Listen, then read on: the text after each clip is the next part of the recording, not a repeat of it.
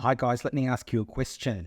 Should we aim for high-end clients? Should that be our benchmark aim? What is a high-end client anyway? We're going to discuss that on today's show. And, first and foremost, I guess when you think about it, it's high property value, isn't it? People in fabulous homes. They're going to be great to photograph. You're going to do amazing things internally. However you design, you're going to add a lot of value to an already really valuable home, high-end client, lots of money. You can make lots of money. That's what we think, right? But let's have a deep discussion. I'm going to talk about my experience today and give you some questions that will help you know whether it's something you really want to work towards and have as kind of your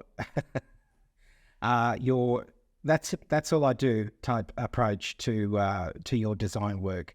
There are people that are working in the high-end area. There are people that will only take on certain types of jobs. I'm going to give you my perspective on that, how I work, and then help you to find where you fit in this whole high-end client scenario. So looking forward to having you today on the show. Let's have a chat.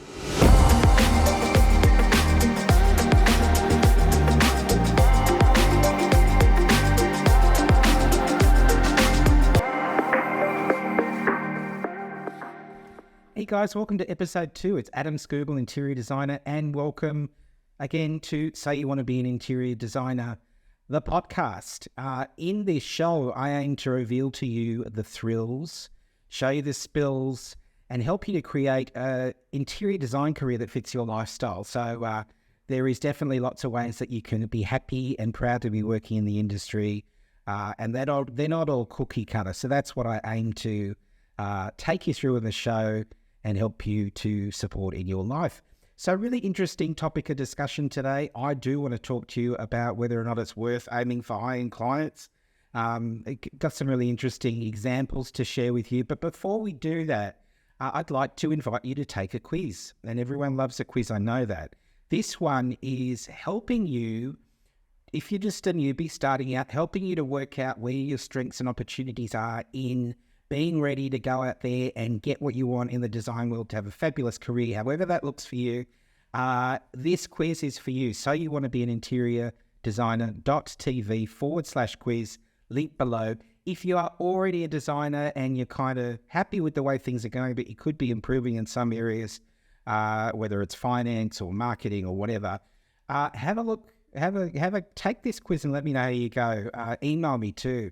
And let me know how you go at info@adamscoogle.com. So you want to be an interior designer.tv/quiz. So today we're going to get some perspective on some questions first that I'm going to ask you. I'm going to ask you 3 questions, and I want you to really, at the end of this, take some notes about whether or not you feel that you want to aspire. I mean, it's aspirational to work with interior high-end clients, but do you really want to proactively work towards that? Do you want to make the efforts to make that happen? It's sometimes not as easy as it appears to be, or maybe it seems to you it's not easy at all. But what I want to do is give you first and foremost, give you what most people feel is the definition of a high-end client. Definition of a high-end client, as I was saying in the intro, is, we perceive them to have a high investment amount in the project. And what does that mean for us? It means that it's normally also a great property that's located in a desirable area. And we're always thinking about, or at least I always am thinking about how this is going to photograph. Selfishly, as interior decorators and designers, whatever we are, we want to think about the project and how it's going to look for our portfolio. So we're lying to ourselves if we don't want to see some fabulous shots that we can potentially send to one of our favorite magazines and have them published. That's awesome. So high-end clients really is that. That's our perception, right? So they've got a great property normally, or it's a great architecturally designed home. Could be a new home, could be a heritage-listed building that you're going to work on, and you're going to do some really clever and interesting things. Whatever your style, whatever your aesthetic, it's really a great sort of starting point in terms of the home.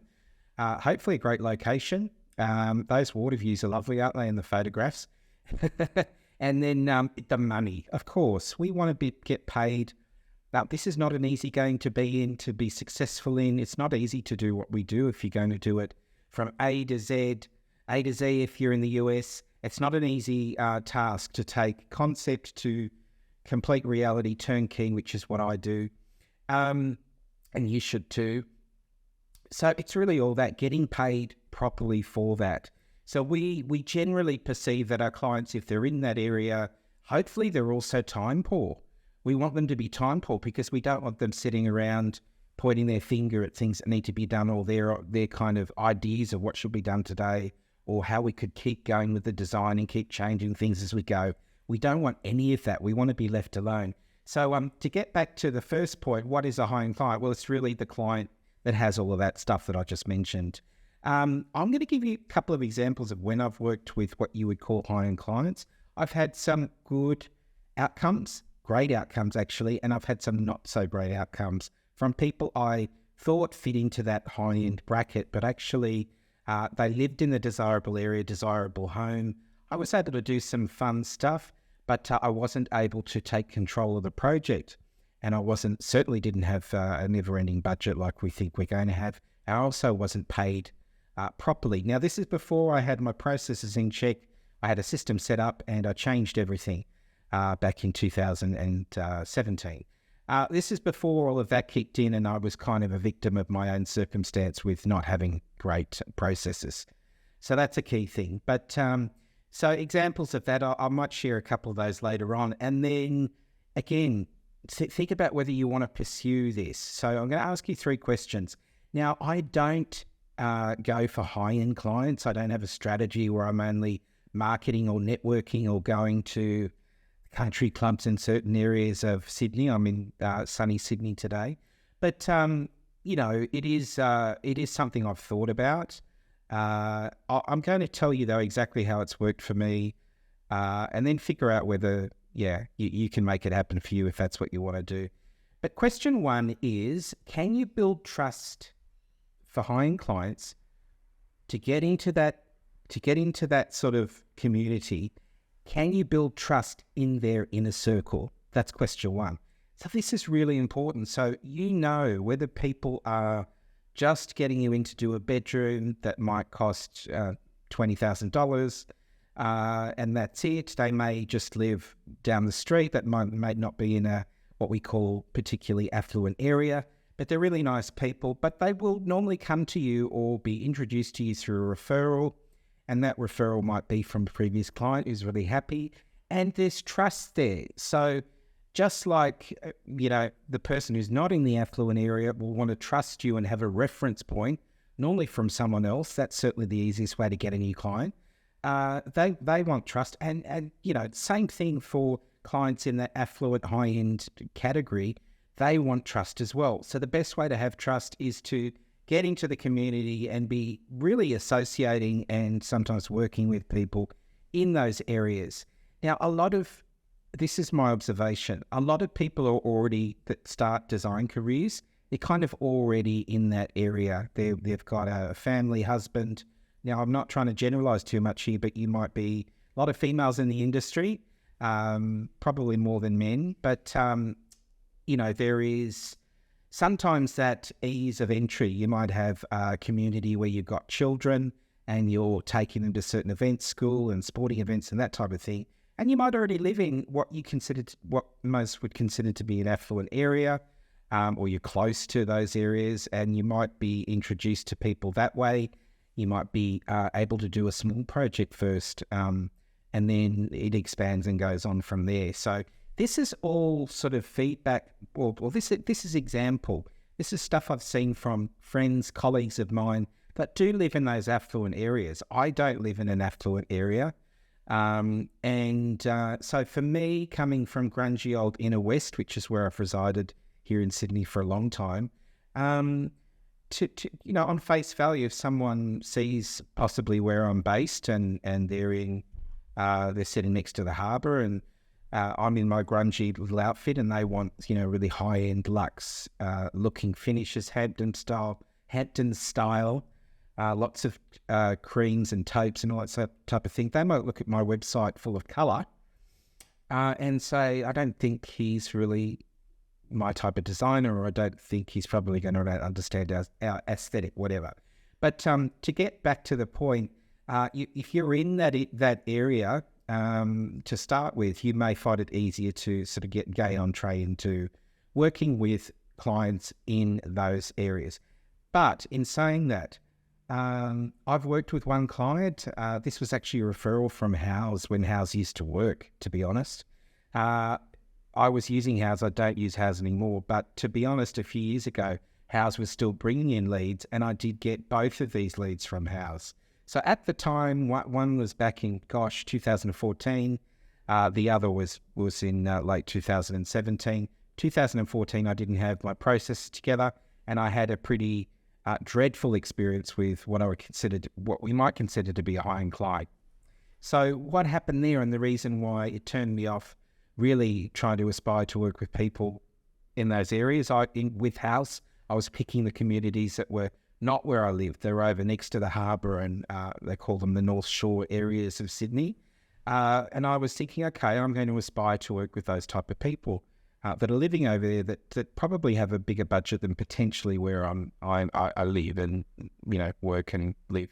But anyway, I did that, and then the leads were coming in, but the people weren't textbook kind of, they didn't want to spend all that money that we thought they wanted to spend. So, and they wanted to control some of them. So both of the clients that I worked with, the first one was the one that wasn't so fabulous. It was a beautiful heritage listed home. It was right on the harbour, and I thought, what an amazing project. But that client didn't want me to manage anything. Even back when I didn't have my processes in place and as sound as today, I was still we were working on a design fee, flat fee, and then there was a quite a small percentage for the install, which meant that I also ordered all the product, and then the whole idea was to put it in at one point, at one stage, rather than dribs and drabs. I've kind of always done that or tried to do that. There are times when I haven't, and the experience is not fabulous. But for this particular client, she was quite affluent. If you could look her up online, and you knew who she was and her business and her success over the years. But she wanted to try and bargain the design fee down. She wanted to not pay for the install. She'll handle all the product. And I ended up on the phone with her, silly me. But you have to go through these type of things to learn, to be honest. Can get them there at 2:15 on Thursday. I want the coffee table delivered then. Tell them to come about 3:30. Tell them to come about...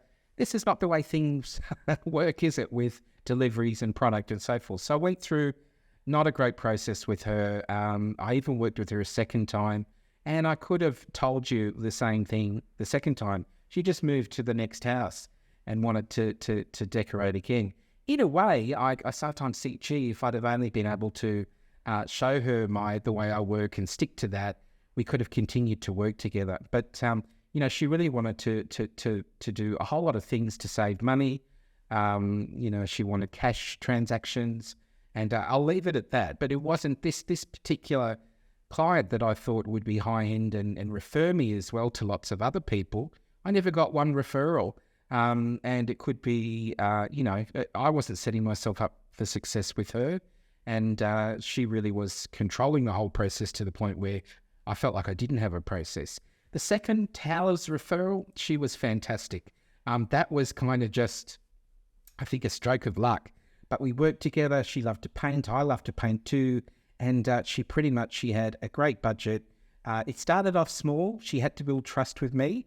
But then it moved in, and we ended up doing the whole house, from starting out with doing a bedroom suite. She was fantastic. She was inspired. She was also tough, because most people that are affluent and have built up their success in their careers and lives, they're used to calling the shots. And she did call the shots, but she was also decent about it the whole time. And I loved working with her. We worked together on a couple of projects after that. So they're really my experiences.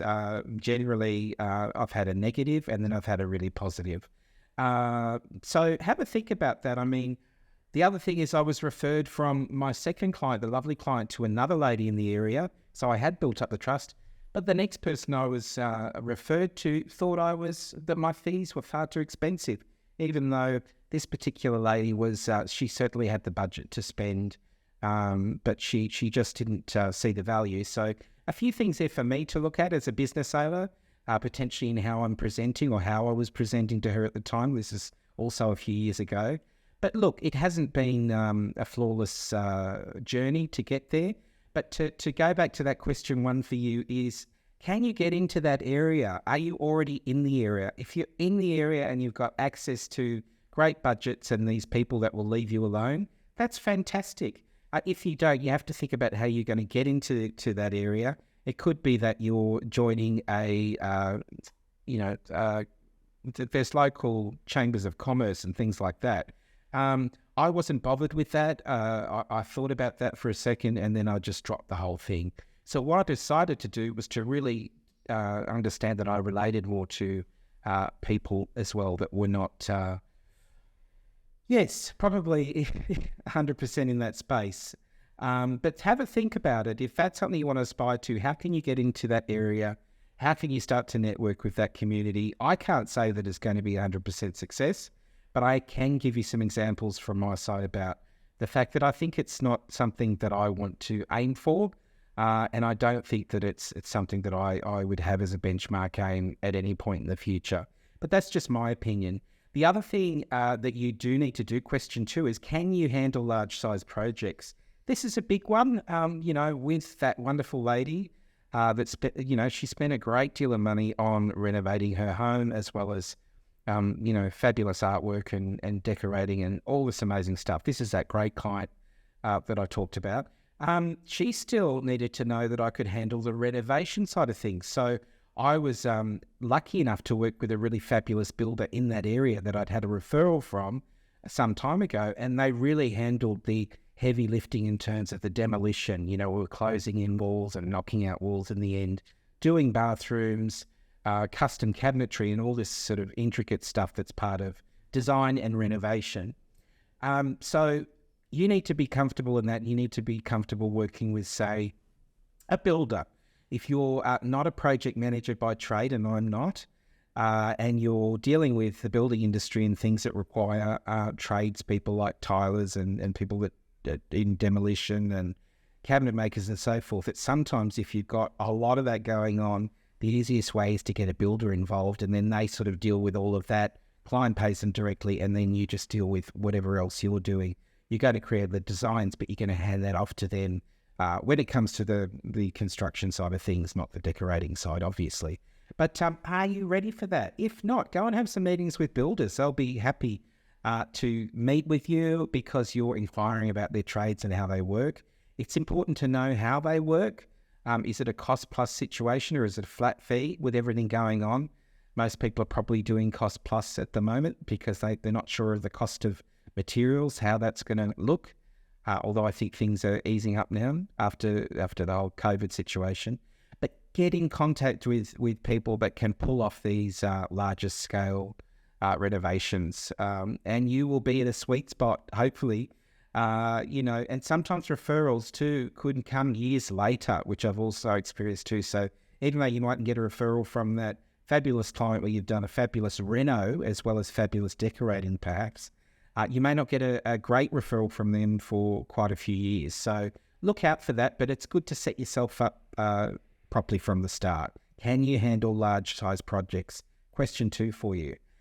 Number 3, what about that example when I had the woman that she didn't want to pay me the install fee? She could do that. She wanted to ask, is there any way she could cut down the design fee, the flat fee?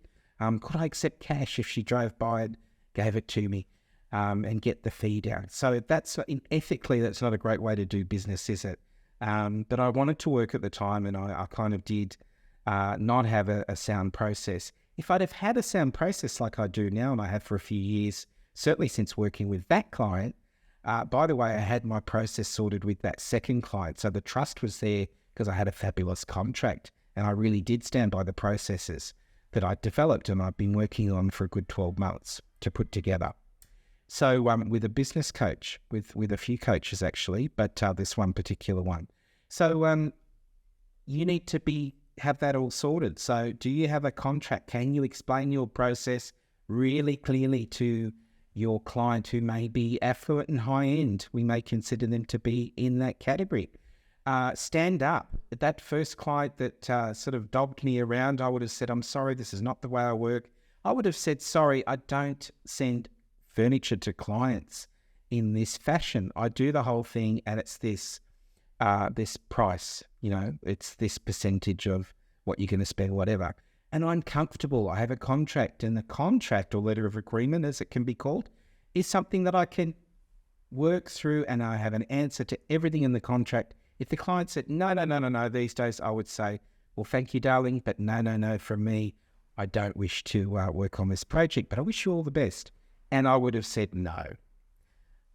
So there you go. Can you stand by your value? Normally, or a great way to bolster your value is to have a great contract that you can work from and that you know inside and out, and you can have the ability to stand up and say, I don't do this. No, I don't want a cash envelope on the street at 3 o'clock in the afternoon when you swing by. I do follow this contract and I do install, not you, darling. So there you go. There's some questions for you. Have a think about that today.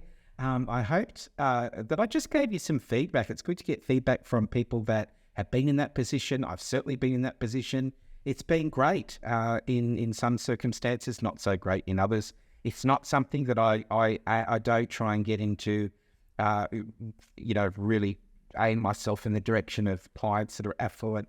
I'd rather someone that had a small amount of money, but they were really funky and let me do whatever I want, which is, or a smaller amount of money. Design's not cheap. And I'm doing a project at the moment where I'm doing all sorts of fabulous paint detail and color and that sort of thing, and I'll show you that. But there you go, some food for thought there. Just get out a pad, notepad, write about these things. What is it you enjoy doing?